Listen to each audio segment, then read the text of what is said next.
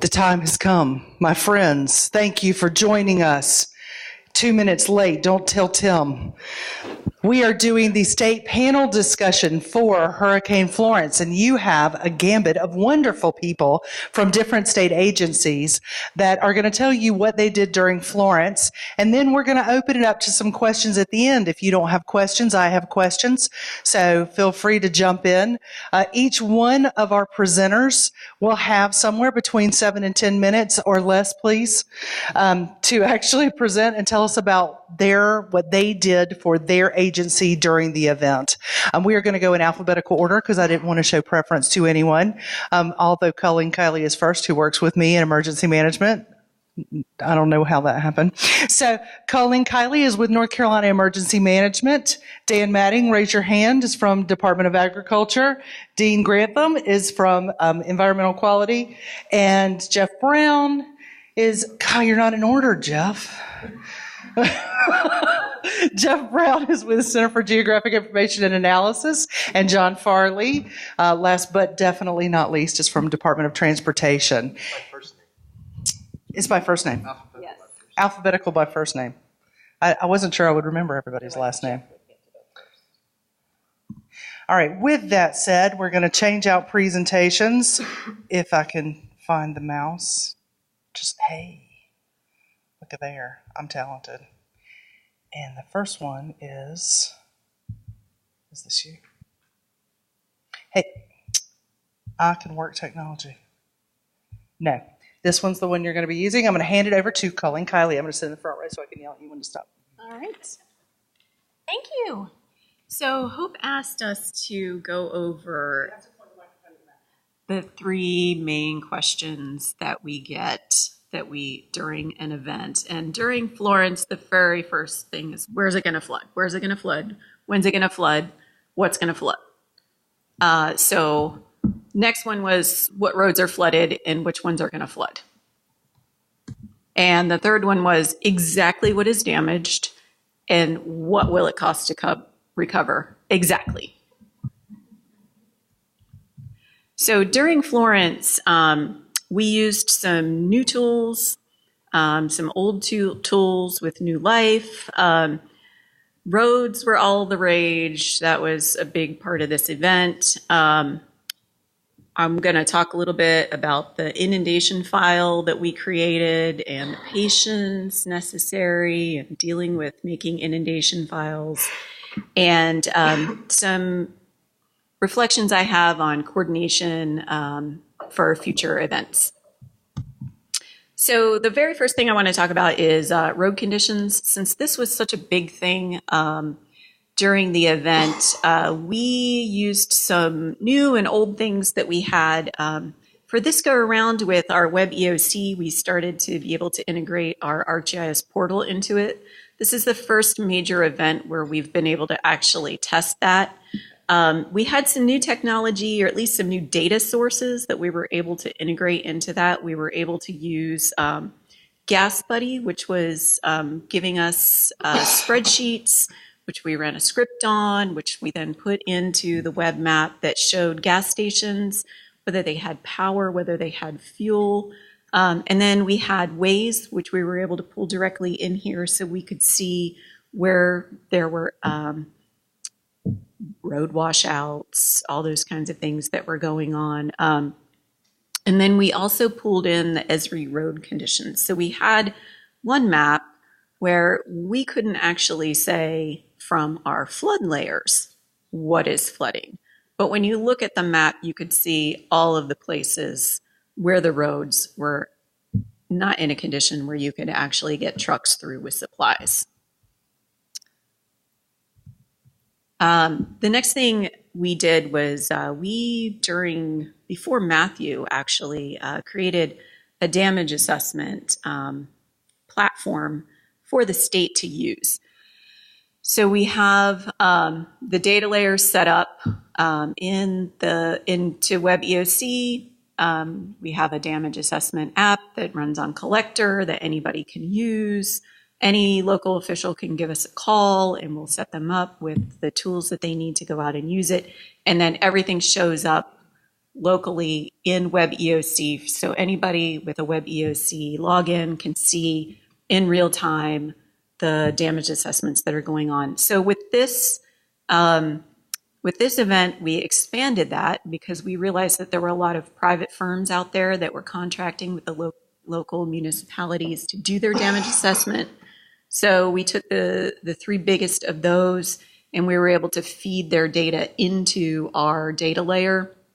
They were uploading it in real time, and that was showing up with our stuff too. And then the other thing is this event, we were able to use the dashboards a lot more. We tried to do that during Matthew, but they just kind of weren't up to the level of ease that we needed to quickly show those kinds of things. So we were able to build dashboards for the managers back at the EOC. High watermark app, another thing that we did during Matthew. It was tested during Matthew, returned for Florence, and was used a lot more heavily. This allowed us to actually get real-time pictures and high watermarks, which fed into our inundation files. Inundation. So inundation evolves over time, but everybody wants it the first day. I mean, they want to know the inundation file pretty much before it's flooded. So for this, people wanted to know what roads are flooded. And unfortunately, this inundation file doesn't necessarily show what roads are flooding. It's based off of a water surface elevation, which doesn't actually show the road. So minor roads, it'll show it's flooded, whether it's actually flooded there or not, just because of the scale of the data that we're using. People wanted to know, why isn't it done yet? Why isn't it done yet? The reason it wasn't done yet was that it was flooding over time, and we needed to get the cumulative data before we could stitch together many, many, many counties worth of data. And the data that we use is our risk data. So it's a 10, a 25, a 50, a 100, and a 500-year water surface elevation. Our engineers go through, they look at the precipitation, they look at the gauges, and they determine an average for the county. And then they pick from those 5 different layers which one is closest. Then our contractors come through, they stitch that together, and then we create the event-wide water surface elevation. And because it may be flooding in Raleigh first and then work its way down, it may take a week before we actually know those numbers for the whole thing. So then the last question that I always get is, this area flooded and why isn't it in your layer? And that is because there's limitations on our layer.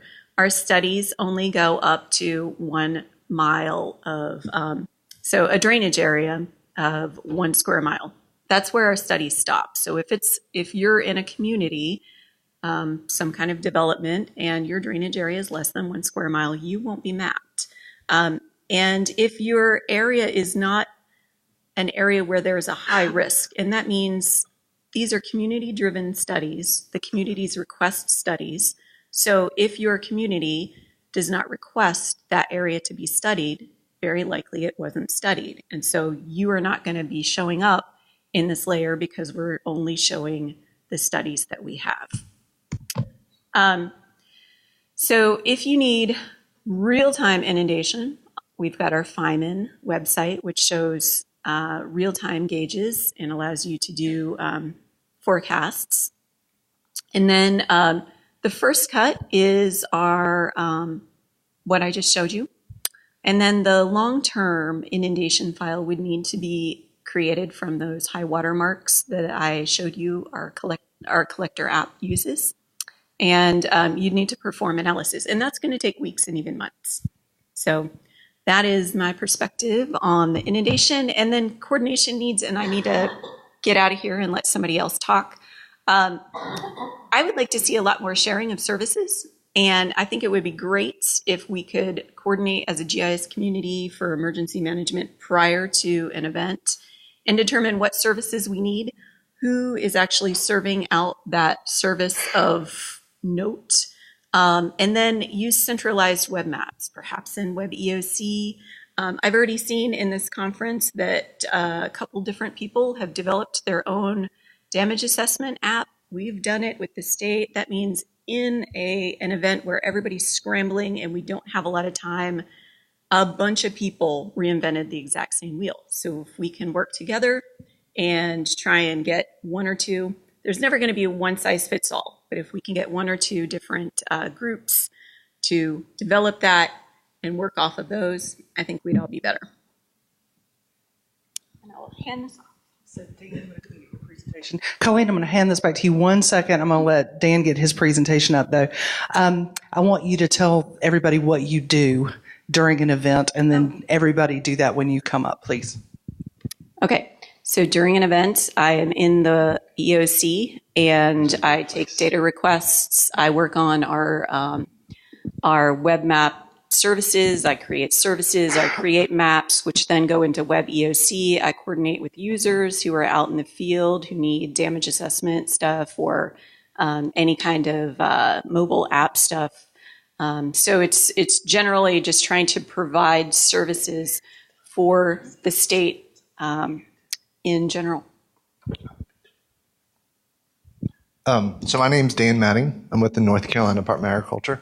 I am the GIS manager. Oddly, at the North Carolina Department of Agriculture, our GIS shop is in a group called Emergency Programs. So my division is actually kind of the liaison to North Carolina Emergency Management. And in things like Hurricane Florence, that's actually a good thing. In my normal day-to-day, it's kind of difficult not being in my IT shop. But I'm going to talk a little bit here about the Department of Agriculture and what we do during a hurricane. So like you saw with Alice in the first presentation, the local governments are getting the 911 calls, right? We, the Department of Agriculture, we don't get 911 calls to come get somebody off a roof. And then when the counties get overwhelmed, when the local governments get overwhelmed, theoretically they go to the counties. And when the counties get overwhelmed, then they come into EM's Web EOC. So from the state perspective, Web EOC is really great for me, Department of Agriculture, because nobody's going to be reporting to agriculture, hey, we have this situation, we have that situation. But they're reporting it to Web EOC. So we, the Department of Agriculture, we can go to Web EOC and see what's going on and what the requests are.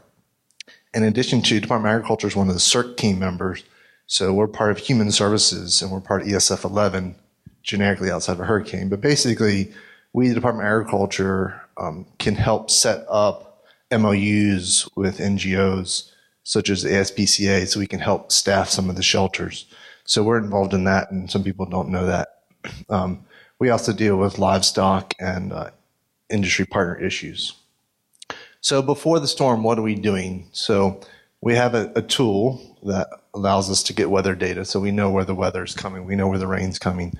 So we make predictions. So we say, hey, swine partner industries, these are the floodplains and these are the areas that we think are going to be most impacted.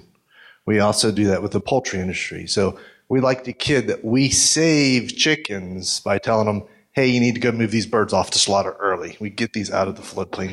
These are not good places for these birds. And so while we joke, we save chickens, we save that industry partner from having to deal with flooding and flooding issues. And sometimes we guess right, and sometimes the storm shifts at the last minute, and we are wrong, and the industry's like, why are you telling us that flooded, this flooded, not that? And we have to tell them, well, we're not perfect. We're just making predictions here.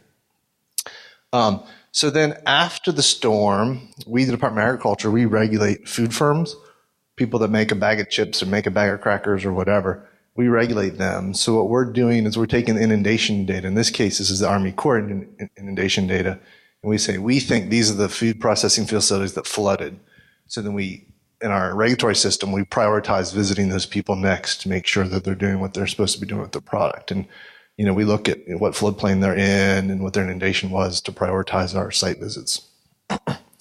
And I think most of you have heard this in the news as far as recovery systems.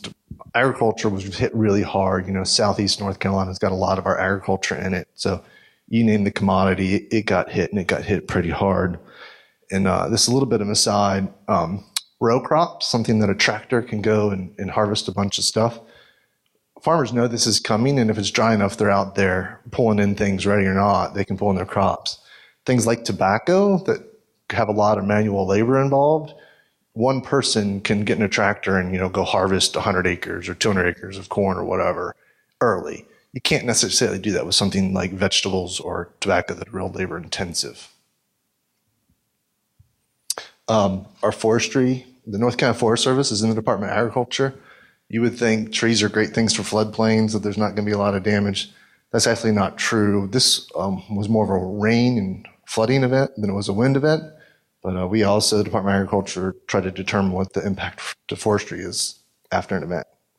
So kind of a lessons learned, we were kind of lucky in that 2 years ago in 2016, we got to do this for Matthew. And so the lessons learned from Matthew were kind of fresh in our mind, right?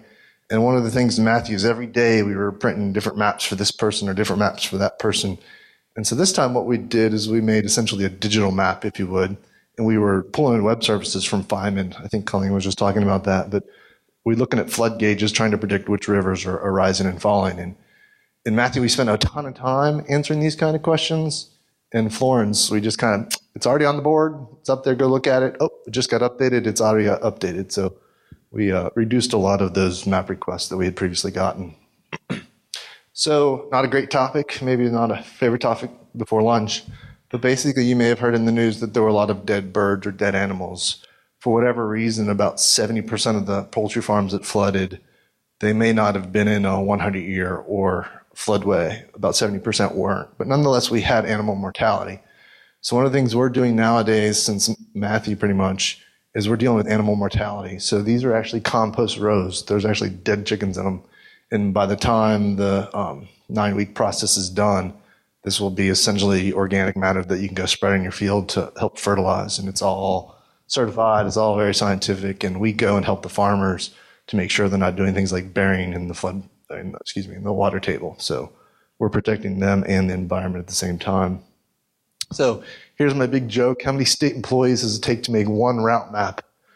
In this particular case, this lady right here making the maps, all Hurricane Florence, she was making route maps. She was making maps with Google Maps. And now all of a sudden we had an issue. So I'm sitting there asking, I'm talking to people on the phone. She's like, am I doing this or are you doing this? I'm like, but basically, we had sent a Depop crew down into harm's way, if you would. And when we sent them there, they got there just fine. The problem was after they went and they did whatever they were doing, the road that they came in on flooded. The Neuse River rose, and they couldn't get back out. So we're all sitting there, and we're pretty much deciding, do we need to send a helicopter to go and get these people? And if so, where are we going to park the equipment and the trucks to high enough ground that it's not going to get bothered? But we were really worried here that we weren't going to be able to get the crew back out. But we did, you saw Colleen showed a minute ago, DOT, Tim's maps. We historically have always gone here and there to look at flooded roads. But what we found, particularly in this case, is, there's millions of people in North Carolina driving around right now with Android phones, right? Well, not only driving around, but they're driving around and stopping and turning around when the water is too high or whatever. So it's really, really difficult to beat the routing and the road closure.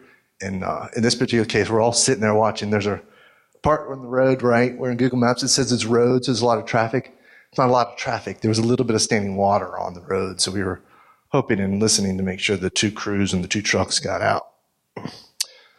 So 2 minutes? I can do better than that. So anyway, we, at the Department of Agriculture, we deal a lot with animal sheltering. And there are a lot of people, we call them self-deployers, that they'll come to North Carolina and they'll call the state fair and they'll say, hey, I'm being deployed by North Carolina Emergency Management. I'm here to run a shelter, and can we borrow the whole Hauser building? Our state fair manager doesn't know this isn't legit, and it's in a hurry, and we're trying to get set up. So these people, that they'll self-deploy in, like even on Facebook, right? We have a hotline that people can call and ask questions, and one of the hotline operators happens to be one of my employees. So when they get a mad person, let me talk to your supervisor. I still seem to get these phone calls. But basically, I have people from out of state that know nothing about North Carolina, and you can tell because of the way they pronounce, like Onslow County. They're deploying, and they mean well, but I took one call about the black lab, and this poor black lab that just had a horrible time. So his owner, right before the hurricane hit, had been medevaced out to, like, I don't know, Western North Carolina or Virginia.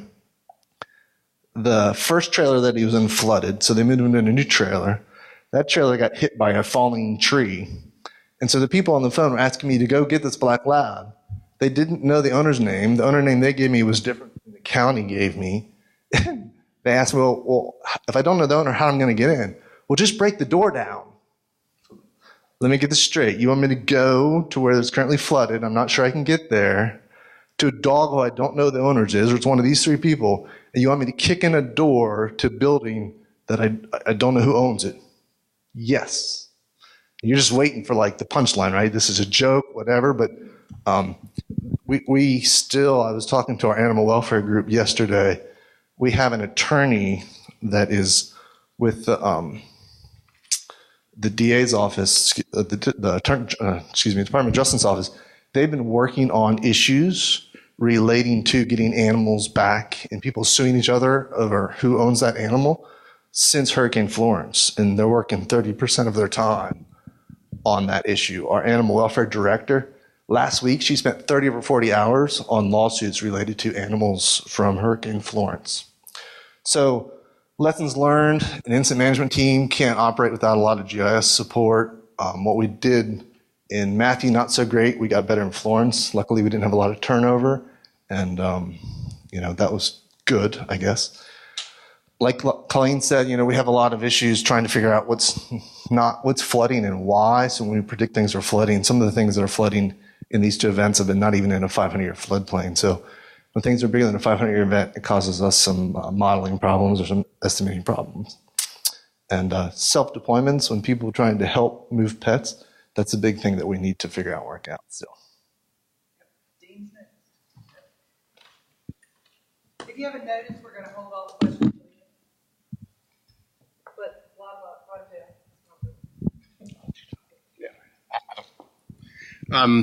I'm Dean Grantham with the Department of Environmental Quality, and I didn't have a slide deck because we've got a very limited amount of time. So I was just going to try to think about how we could go or explain what our department did. I kind of sit in a unique role in that I'm in IT, but I'm also a GIS resource, but I'm also embedded in a division that's called the Division of Waste Management.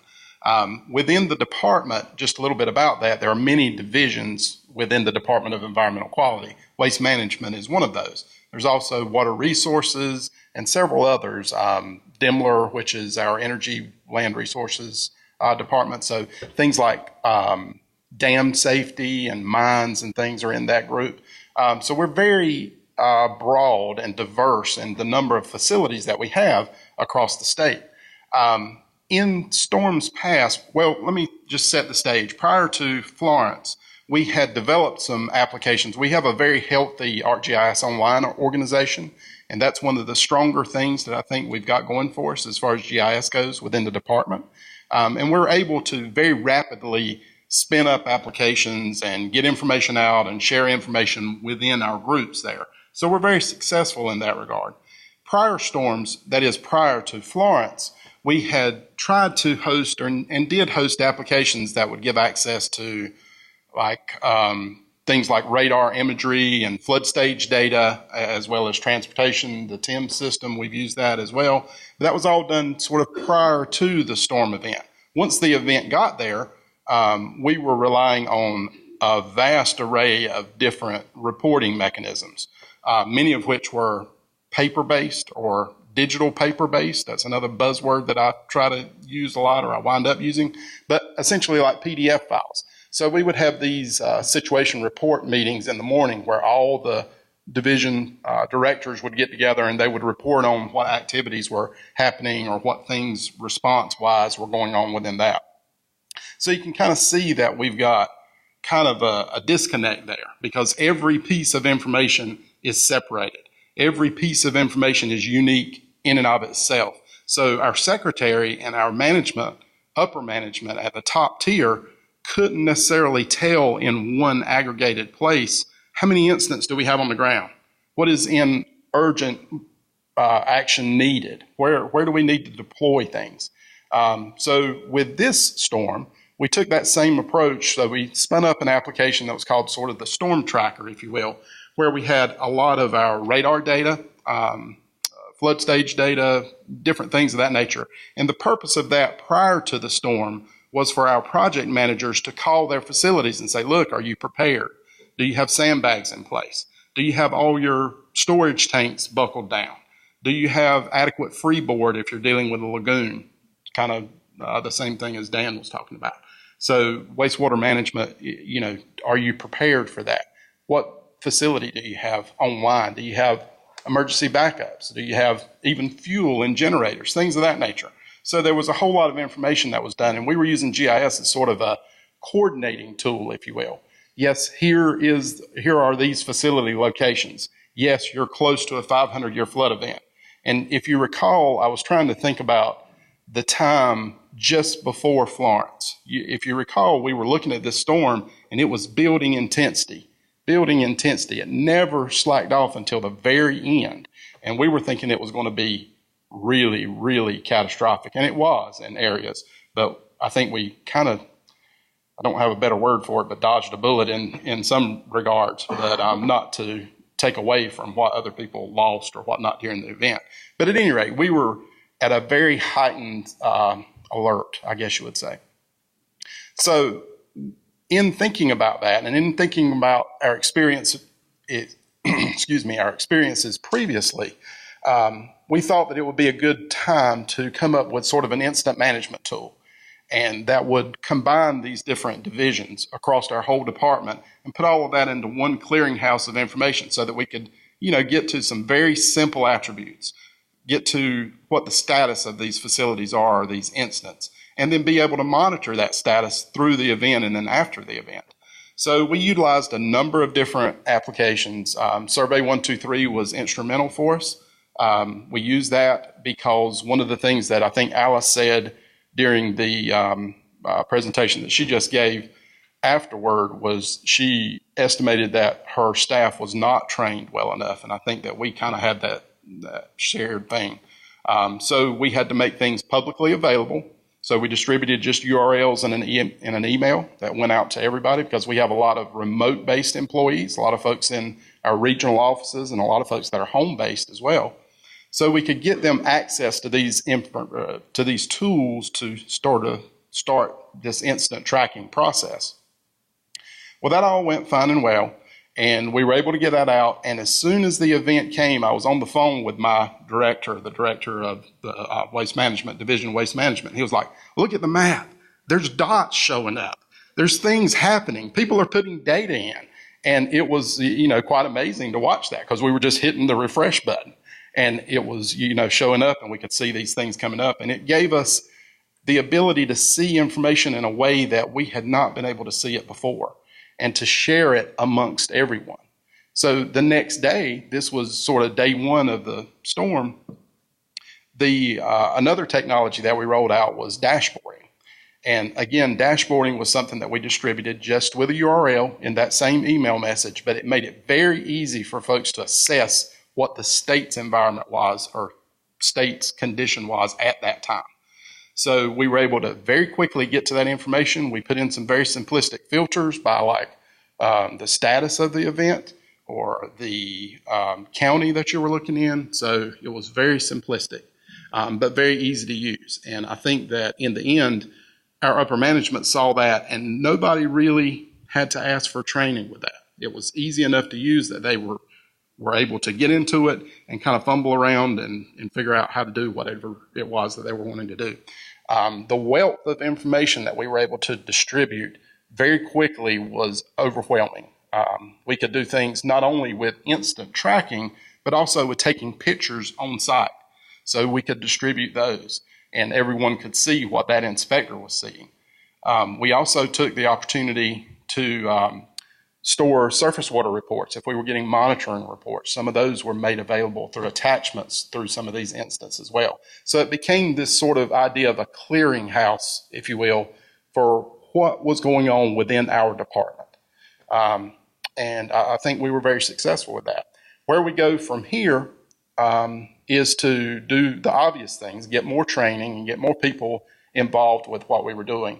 I think there was another concept in there because I think at times, if you say GIS to an uninformed sort of crowd, they kind of get turned off by it because they think, Well, I don't know how to use this piece of software. It's got 10 different tools at the top of it. What is this?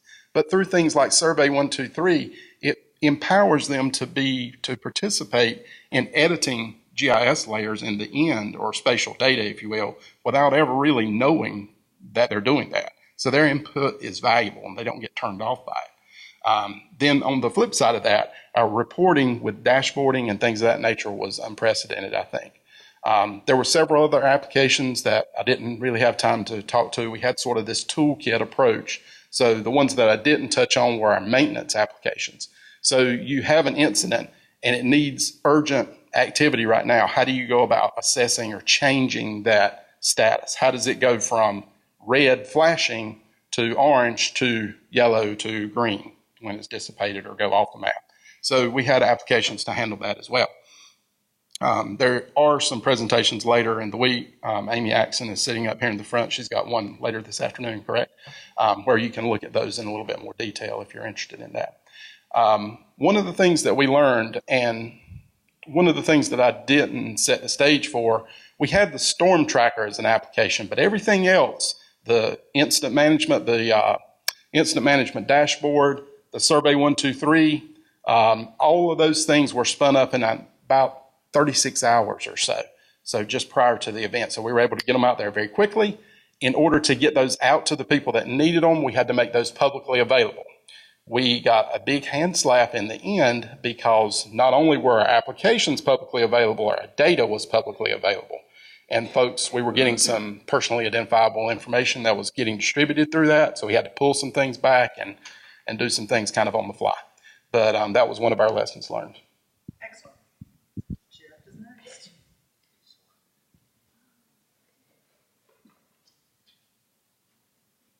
Take 20. Thank you. It's good to be here again with you today. I'm Jeff Brown from Center for Geographic Information and Analysis. My colleagues Brett Spivey and David Giordano have put this together. So we're outside of the Emergency Operations Center. We keep our NC1 map geospatial portal running, the servers running as best we can. The servers are hit really hard during an event and after an event because they're wide open to the public and used by other agencies as well. So we got a lot of hits and some server problems we had to resolve during and right after the event. We try to keep the latest imagery running. If there's imagery that's been captured along the coast and still isn't through final quality control, we can make that available on a short-term basis thanks to the NC 911 board. We do get called in sometimes for analysis or brainstorming. We do analysis with disclaimers. We do the best we can with what's available. Questions we were getting this time especially came from the Office of State Budget and Management. They were trying to inform the governor and inform the General Assembly about how much is recovery going to cost North Carolina. So they were looking for quick, very approximate numbers on, and they'll be doing a session actually on the economic impact of Hurricane Floyd this week, so check your schedule for that. It might be very interesting. But essentially, they're asking us for numbers, for spreadsheets, simply, as a result of analysis of one, state-owned buildings that were within the 100-year and 500-year flood zones in the 28 FEMA-designated counties.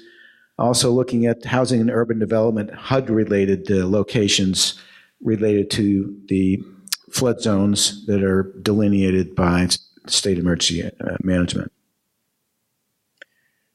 So they also were interested in storm surge elevation areas, storm surge impact areas, the same sorts of things. What facilities appeared to be in harm's way based on what was available from in terms of inundation, the predicted inundation.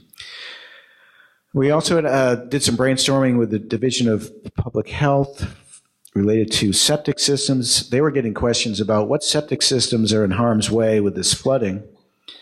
And so I thought that was an interesting question that came up. The data that we did not have access to that we needed, well, actual inundation, Colleen. We were one of those impatient consumers waiting to find out where the flood waters actually went. We did work with the State Budget Management, as I mentioned, Department of Administration, State Property Office, and Department of Agriculture, Dan, and others. Look at lessons learned. We realized that being outside of the Emergency Operations Center, we really don't know who might call with what kind of a question. We needed to be flexible and ready to respond as needed. We wanted to help in some way if we could. Another lesson learned, a greater understanding of who has what data, where it is located, and how it is accessible can head off a lot of questions and uncertainty, especially with requests that have a quick turnaround time. We're thinking this is a good opportunity post-event to explore certain emergency response related data that could be discovered from through ANC One Map Geospatial Portal by consumers who are going there to look for data. I also found that trying to approximate the impact of floodwaters on septic systems is not a reliable analysis. Data representing public sewer systems where septic is not needed, those service areas are far out of date and not really useful at this point. I think they're from 2004. Also, septic system locations are not available. Points inside of property boundaries, for example, points inside parcels would be a very rough approximation of where septic systems may be outside of sewer service areas. So, good questions, but not able to come up with anything there. So that was our experience, and turn it over, give a little more time to John Farley.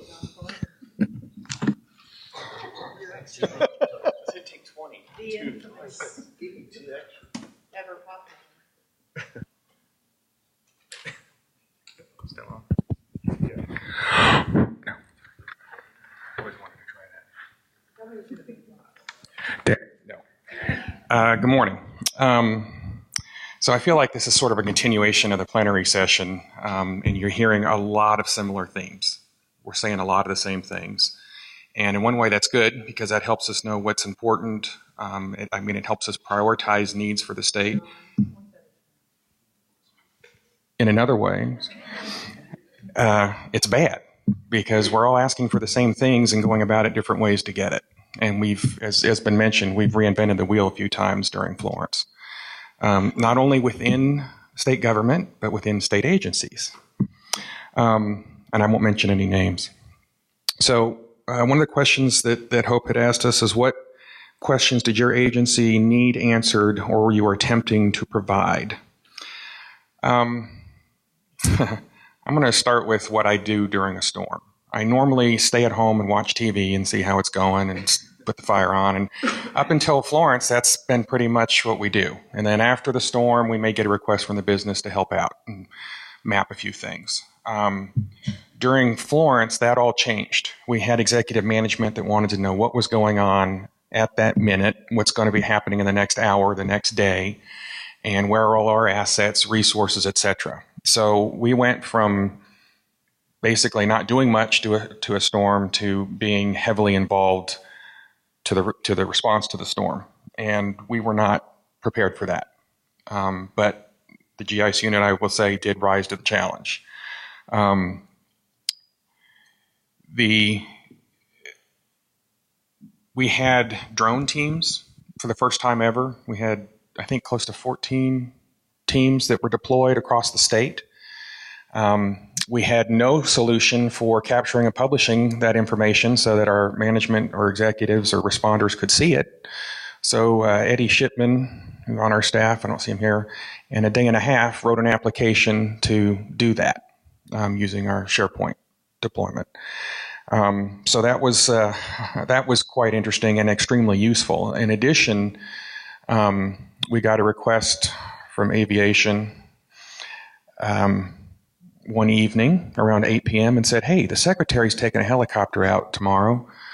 Can we put an app together for them so they could map or designate areas that they want to task drones to or gather more information on? Sure, why not?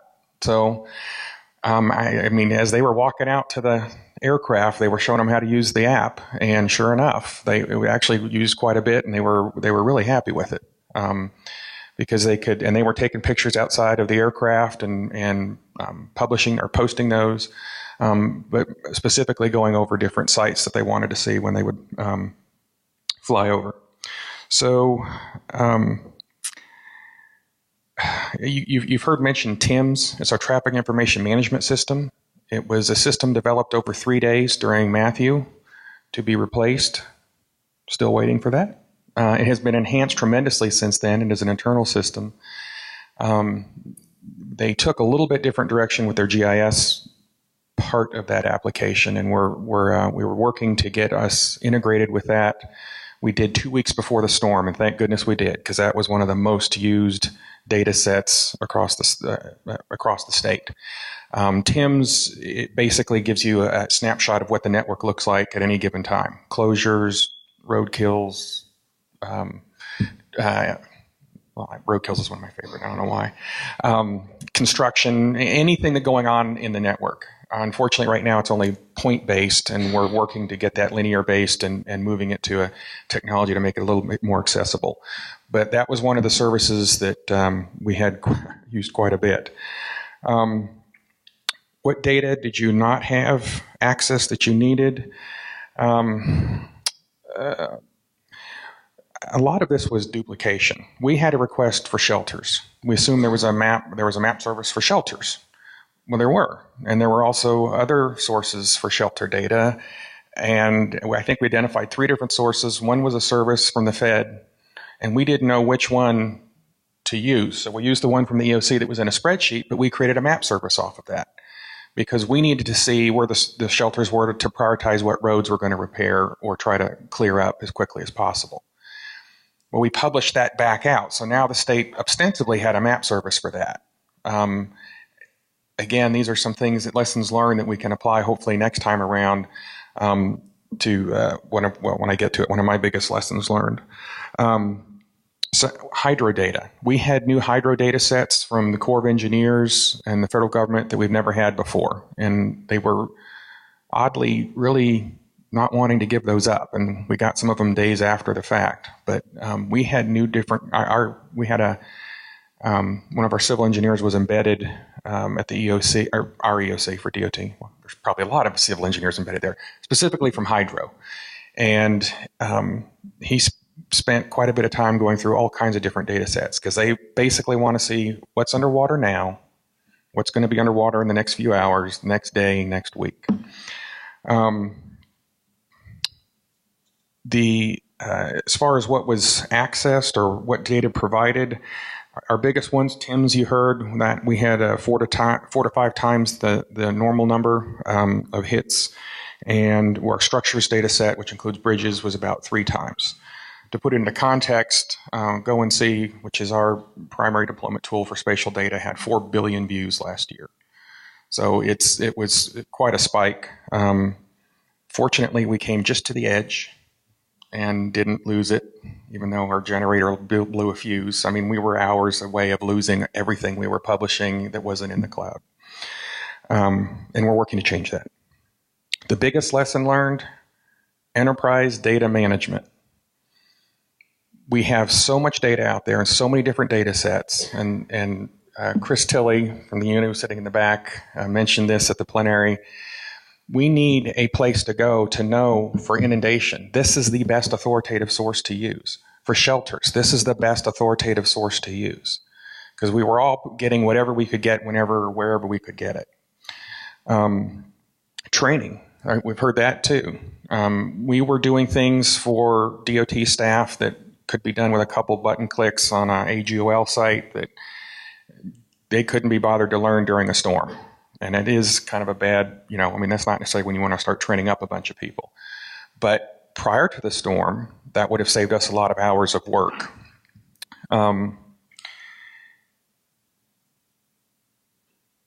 The other is state resources. We still had a lot of state resources on the bench.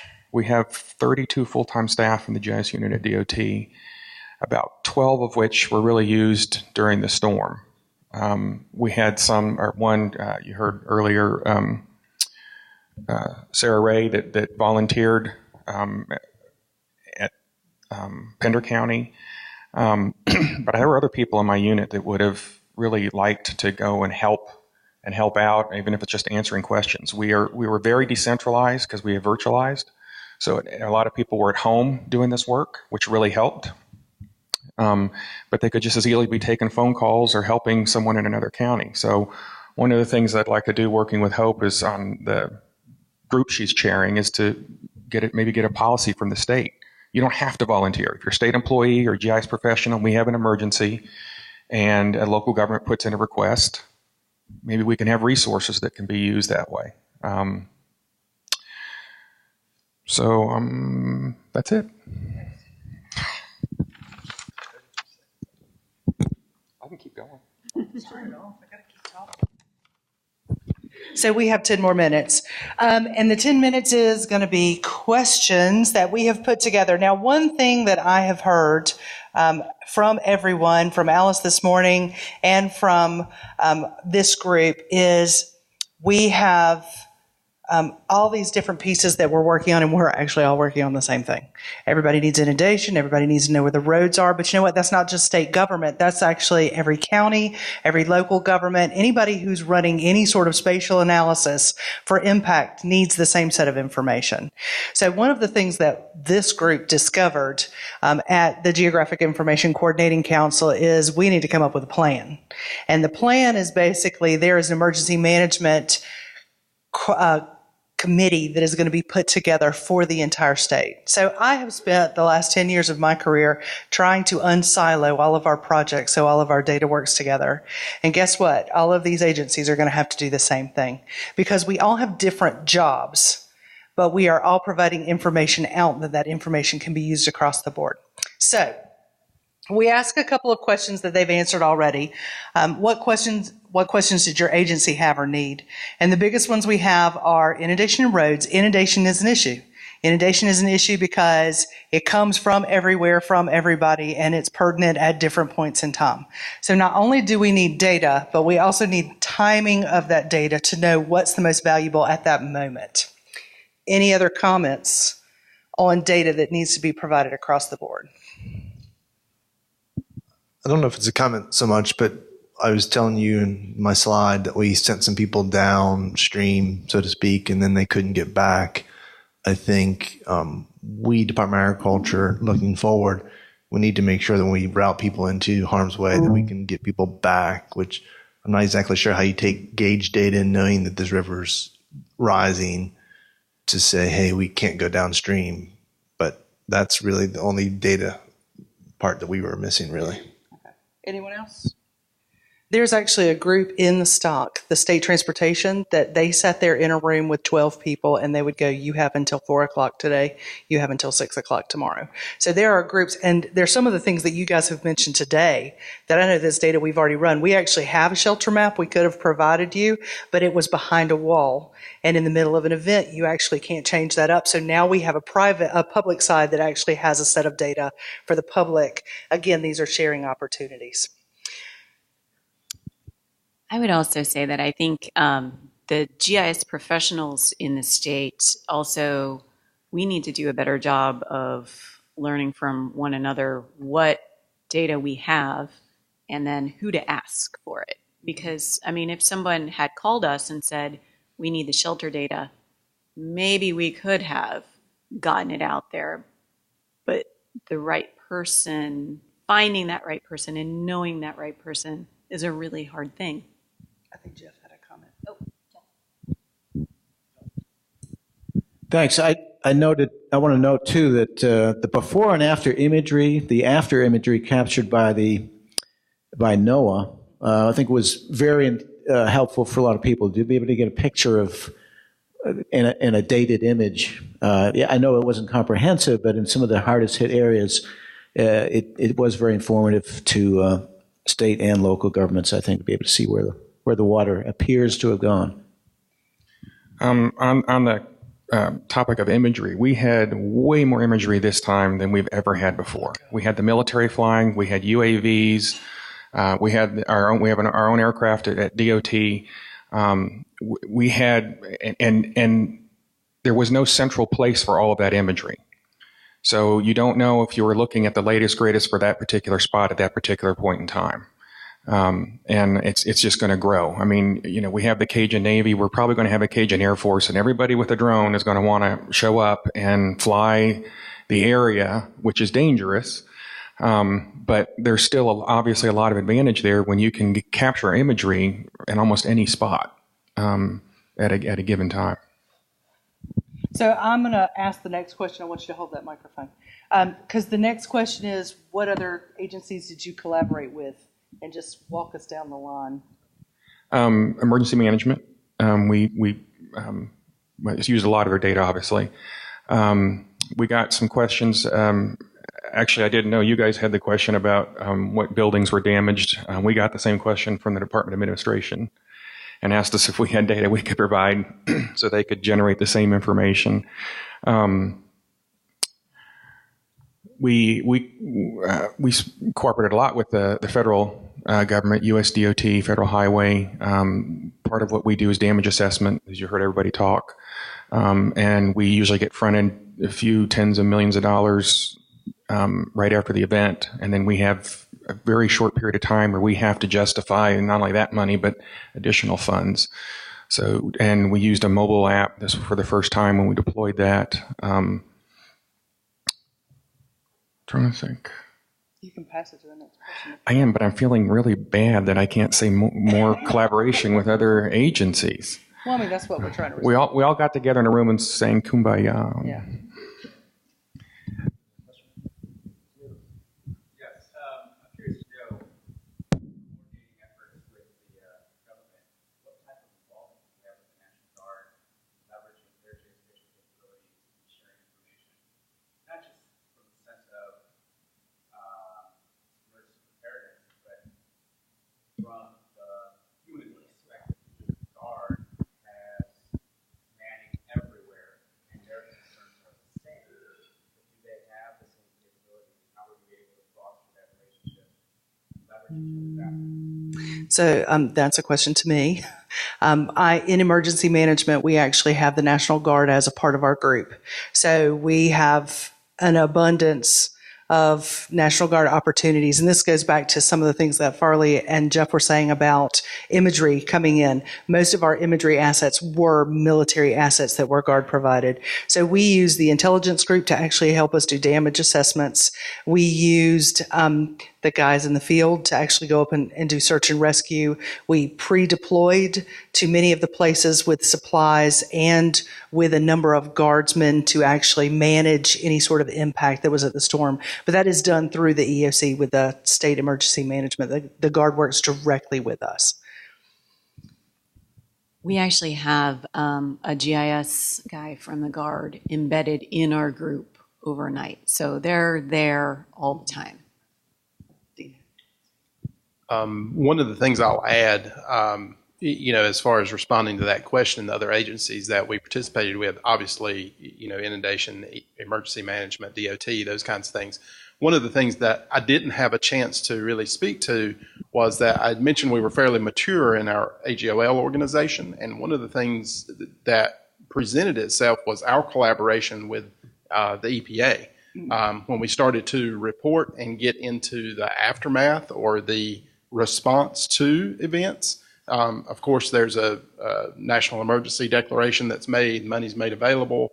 We have to, be able to deploy that. And we were able to use our incident database that we were building all through the event to start tagging other information that EPA consumed.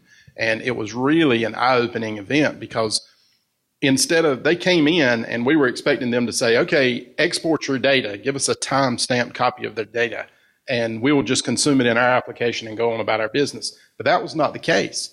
We were able to share data directly from our organization to theirs, and they share back with us, and we were able to collaborate collectively there. So it was a big win for us, I felt like, because there was no, I always hate to timestamp data, because I feel like it becomes old. The minute that you export it, it's out of date. So in an event like this, so this was a way that we could get through and get, near real time response. So we were very pleased with that. And at some point during the storm, I can't remember Colonel's name, but you gave me some Colonel, and we were actually giving him coordinates. Colonel Jackson we were giving him coordinates of known issues or things we wanted to see on aerials. And he was like, well, the only date we have is this 23rd. I'm like, perfect. And he'd be like, well, this has got 10% angle or whatever. I'm like, perfect. But I can't remember having that kind of satellite before, but it was almost scary, incredible. Actually, what Dean brought up is a great question. So I have coordination with the Guard. Dan has coordination with US Ag. Dean has EPA. John has USDOT. These are things that you don't want me going to USDOT. I need to make sure that those point of contacts for that federal information that are coming down are coming to the appropriate key players so that we can utilize all that information together as we move forward and get it back out to the public and to the counties and locals who are working on that information. We have about 3 minutes left. Are there any questions from you guys? Yes, ma'am.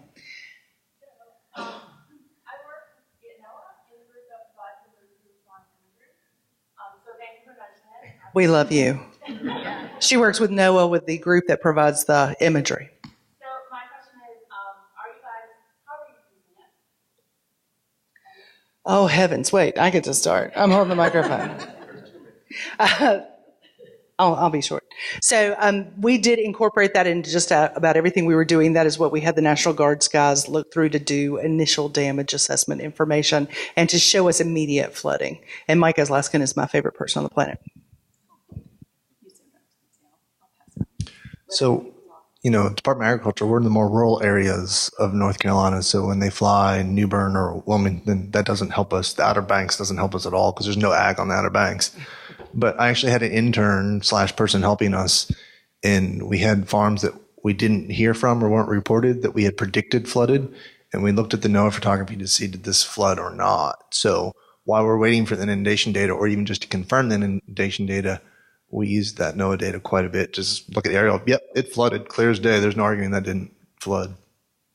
Yeah, we were much the same way when we get that data that comes online and we're, combing through that every morning or whatnot, or multiple times a day even, then we're looking at that in correlation with our facility database. Because again, prior to the storm, we tried to use, what our best guess was as far as storm surge mapping or floodplain mapping and getting that information out. But what we saw from the NOAA data set was real, what was on the ground, what actually happened. And we all know that this event was unprecedented in a lot of cases as far as the amount of rain that fell in localized areas. So even any amount of floodplain mapping would have exceeded that, I think, in a lot of cases, not to diminish, anything there, but we were outside of our standard. So that data was instrumental for us to aid our response. There really wasn't any better overall source of imagery after the event than NOAA. Even though we have our own aircraft and instrument, you guys can fly in conditions we can't. And we have started doing less large area flights because of NOAA and do more spot flights for areas we want to focus on. But as far as post-storm imagery, and we supplemented it obviously with a lot of drone and other and military assets, but for us, NOAA was the primary source. And we pointed to it through our NC1 Map geospatial portal for the convenience of our consumers to be able to find it. All right, one word, back down the line, start with Jeff because this is it. One word of what you would do different. What would you change? What I would do different? Put you on the spot. We've already actually adjusted our servers so they can take more hits, but we're looking into cloud solutions as well. During a storm, FEMA hosts a geospatial call for federal government, and anybody having anything to do or wanting know anything about geospatial data, as far as the Fed and their response, it's a call 1 hour every morning. That was really interesting and very informative, and I think the state should do something similar so that anybody across the state that's interested in geospatial information during the event can listen in. And I mean, we discovered some data sets we didn't know existed. I would say my word would be integration, and that's very selfishly Department of Environmental Quality, but one of the things that we did well was we were able to integrate a lot of different data and a lot of different divisions. What we didn't do so well, and I didn't have really time to speak to it, was we have a lot of enterprise data systems that are outside of our GIS. So if we could get GIS better integrated with those, it would help us from doing double data entry and having more immediate information and being able to utilize time and personnel much more efficiently than we did. I would have 500 plus year hurricane events every 500 years instead of every even year. And I'll say pre-coordination, because I think having some Hope's group, and I like John's idea of the call every day, but having a pre-event coordination meeting where we get together and we know who to call, who's going to be working on what, who has the primary sources of various data sets that we all need. We thank you for your time. Enjoy your lunch. Here's your panel.